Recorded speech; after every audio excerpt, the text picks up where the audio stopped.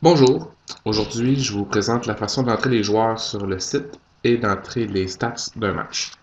Première chose à faire, se rendre sur le site statsenligne.com.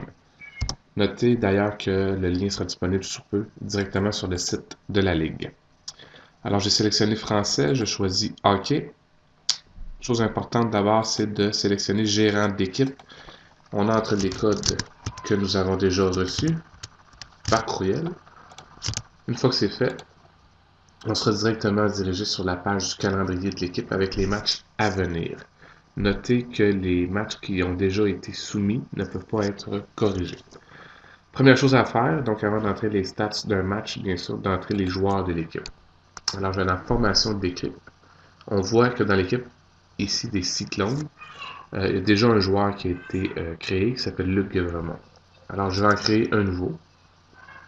Donc, je remplis les champs obligatoires. Donc le numéro n'est pas obligatoire, mais c'est intéressant de l'ajouter bien sûr. La position, même chose. Dans le cas ici, je ne le connais pas. On entre les informations qu'on désire entrer et on sauvegarde le joueur. Dernière petite étape, c'est de transférer le joueur dans son alignement pour la saison 2013. Alors on crée autant de joueurs que l'on veut, il n'y a pas de limite. À chaque fois que vous avez un remplaçant, c'est important de l'ajouter pour que celui-ci puisse jouer en série. J'en entre un deuxième pour l'exemple. Voilà, alors on sauvegarde et on ajoute bien sûr le joueur à l'équipe. Maintenant, imaginons que j'ai entré tous les joueurs, que je veux entrer les résultats d'un match. Je retourne dans résultats d'équipe en cliquant juste ici. Je choisis le match pour lequel je veux entrer un résultat. On s'assure toujours que ce soit écrit période jouée 3. Première chose qu'on va voir, c'est l'alignement partant. Alors ici, j'ai tous les joueurs de l'équipe. Pour l'instant, il y en a 3. Et je dois choisir parmi ceux-là lesquels étaient présents lors du match que je vais entrer les stats. Alors, Luc Guévremont, c'est le gardien. Donc, je dois absolument l'insérer ici dans le gardien.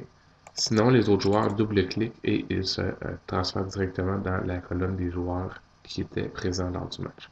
Alors, une fois que j'ai ajusté mon alignement, je peux entrer les statistiques. Ici, c'est pour entrer les buts. On choisit en quelle période le but a été marqué. On sélectionne les joueurs. Donc ici, il y en a seulement 3.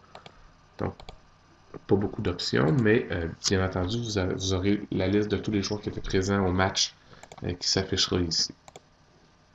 Et aussitôt que j'entre un match, eh bien, le but s'apparaît dans la période que j'avais sélectionnée. Alors, imaginons maintenant en troisième période, toujours par les mêmes joueurs. Et voilà. Ici, j'entre les pénalités. En deuxième période, c'est pas nécessaire d'ailleurs d'écrire le temps. Et 2 minutes, sinon 4, 5, 10, et vous pouvez même être plus précis dans la teneur, dans le type de pénalité. Et toujours le bouton plus pour ajouter le match. Le Guévremont, c'est le gardien, donc je dois indiquer combien de buts contre il s'est fait marquer. Imaginons que c'est 4 et que son équipe a perdu, je dois lui donner la défaite. Alors c'est important de rien oublier pour que les statistiques soient bien rentrées. Validation, ben là c'est normal qu'on ait des petites erreurs, mais ça va se corriger quand l'autre équipe aura elle aussi entré les statistiques. Vous pouvez, si vous le voulez, aussi écrire un résumé de partie. On fait enregistrer et dès que les deux équipes auront soumis les statistiques, ils seront disponibles en ligne. Mais je vous rappelle que dans le meilleur des cas, c'est le marqueur qui devra entrer les stats. Par contre, si vous voulez entrer les statistiques avant, pour vous assurer qu'il n'y a pas d'erreur, vous pouvez le faire. Mais n'oubliez pas que vous ne pouvez jamais entrer les stats d'un match qui a déjà été soumis. Donc, impossible d'aller corriger les statistiques d'un ancien match. Alors, c'est tout. Si vous avez des questions, n'hésitez pas à communiquer avec moi. Coulombe, barre de soulignement, Jonathan, à commercial@hotmail.com. Bonjour, aujourd'hui je vous présente la façon d'entrer les joueurs sur le site et d'entrer les stats d'un match. Première chose à faire, se rendre sur le site statsenligne.com. Notez d'ailleurs que le lien sera disponible sous peu directement sur le site de la Ligue. Alors j'ai sélectionné français, je choisis hockey. Chose importante d'abord, c'est de sélectionner gérant d'équipe. On entre les codes que nous avons déjà reçus par courriel. Une fois que c'est fait, on sera directement dirigé sur la page du calendrier de l'équipe avec les matchs à venir. notez que les matchs qui ont déjà été soumis ne peuvent pas être corrigés. Première chose à faire, donc avant d'entrer les stats d'un match, bien sûr, d'entrer les joueurs de l'équipe. Alors, je vais dans formation d'équipe.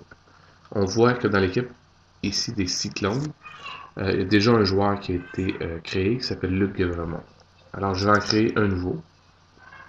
Donc, je remplis les champs obligatoires. Donc, le numéro n'est pas obligatoire, mais c'est intéressant de l'ajouter, bien sûr. La position, même chose. Donc, ici, je ne le connais pas. On entre les informations qu'on désire entrer et on sauvegarde le joueur. Dernière petite étape, c'est de transférer le joueur dans son alignement pour la saison 2013. Alors, on crée autant de joueurs que l'on veut. Il n'y a pas de limite. À chaque fois que vous avez un remplaçant, c'est important de l'ajouter pour que celui-ci puisse jouer en série. J'en entre un deuxième pour l'exemple. Voilà. Alors, on sauvegarde et on ajoute bien sûr le joueur à l'équipe. Maintenant, imaginons que j'ai entré tous les joueurs, que je veux entrer les résultats d'un match. Je retourne dans résultats d'équipe en cliquant juste ici. Je choisis le match pour lequel je veux entrer un résultat. On s'assure toujours que ce soit écrit période jouée 3. Première chose qu'on va voir, c'est l'alignement partant. Alors ici, j'ai tous les joueurs de l'équipe. Pour l'instant, il y en a 3. Et je dois choisir parmi ceux-là lesquels étaient présents lors du match que je vais entrer les stats. Alors, Luc Guévremont, c'est le gardien. Donc, je dois absolument l'insérer ici dans le gardien. Sinon, les autres joueurs double-cliquent et ils se transfèrent directement dans la colonne des joueurs qui étaient présents lors du match. Alors, une fois que j'ai ajusté mon alignement, je peux entrer les statistiques. Ici, c'est pour entrer les buts. On choisit en quelle période le but a été marqué. On sélectionne les joueurs. Donc, ici, il y en a seulement 3. Donc, pas beaucoup d'options, mais bien entendu, vous aurez la liste de tous les joueurs qui étaient présents au match qui s'affichera ici. Et aussitôt que j'entre un match, eh bien, le but s'apparaît dans la période que j'avais sélectionnée.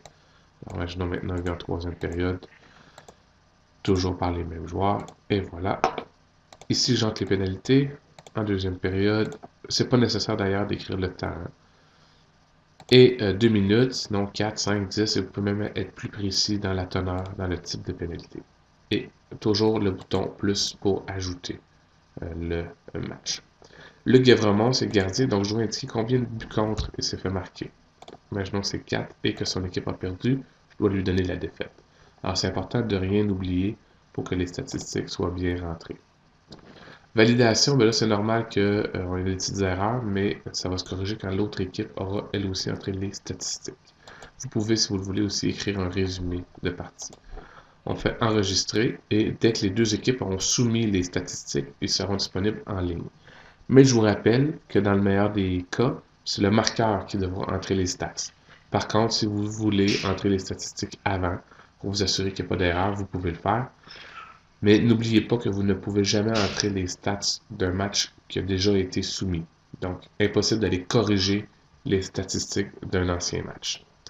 Alors, c'est tout. Si vous avez des questions, n'hésitez pas à communiquer avec moi. Coulombe, _Jonathan, @hotmail.com.